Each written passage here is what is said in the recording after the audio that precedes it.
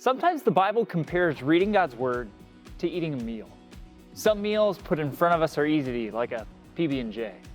Some take a little more work, like a juicy ribeye steak, but are exceedingly delicious. As a kid, you needed help cutting up your food to help you eat it. But as you grow up, you start to learn how to slice into your own steak. Well, as Christians, we love God's Word. It's where God meets us and brings us face to face with Jesus. It's where He nourishes our spiritual lives with Him.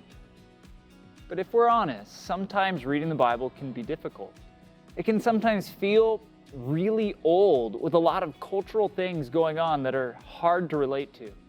Sometimes we'll read the Bible for a few minutes and then stop and think, what did I just read? Or we'll read it, but feels like we're not getting anything out of it.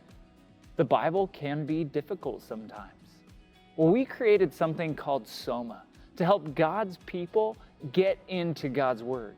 It's meant to help the body get into the Bible. Essentially, it's a set of tools, like a fork and a knife, to help us eat the meal that God has graciously provided for us. The SOMA method helps us slow down with a passage and ask the right questions. So here it is. First with S, we soak in the passage, reading the passage carefully a few times, asking God's Spirit to help us understand. We want to marinate in it, steep in it like a tea bag, asking questions about the passage's surroundings. What kind of writing is this? Is it a poem or a letter? Is it narrative? Who's the author? Who are they writing to? Why? And what are the circumstances? We ask questions like, where does this passage fit in the book and what has happened before? Because understanding the passage's context will help us understand it and protect us from seeing things that aren't actually there. Kind of like guardrails on a mountain road.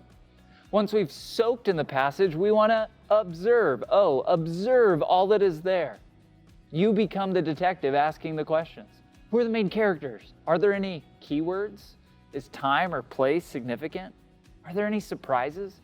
Is there anything I wish I could ask the author about? After we've observed all we can about the passage, we want to try and figure out its meaning. Not what it means to me, but what was the author trying to get at?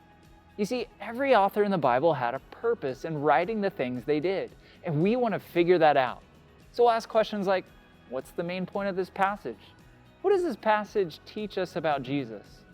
How would I summarize the meaning in one sentence? And then finally, we want to take what we've learned, what we've observed, and the meaning that it has after soaking in the Bible, and we want to apply it to our lives. Because the goal of Bible reading is transformation. We want to let God's Word shape us and mold us to look more like Jesus. A helpful way to think about application is to ask, how will this passage transform my head?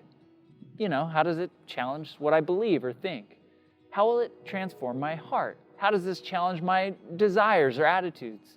And then about your hands. How does this challenge my activities and practices? We also recognize that we don't have the power to grow ourselves. It's God who grows us. So we want to end our study time, our reading, with prayer, asking that God will take His Word and plant it deep in us so we can bear much fruit.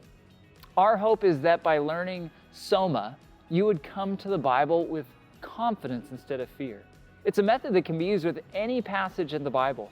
It can be used for personal Bible reading, one-on-one Bible reading, and small group Bible study. This can be a great way to serve newer Christians, to meet with them, to read the Bible, and use SOMA to help them learn how to cut up their delicious meal.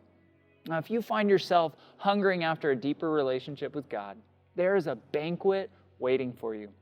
Grab your fork and knife and dig in. Jesus said that man cannot live on bread alone, but by every word that comes from the mouth of God. Take hold of SOMA and start getting God's Word into you.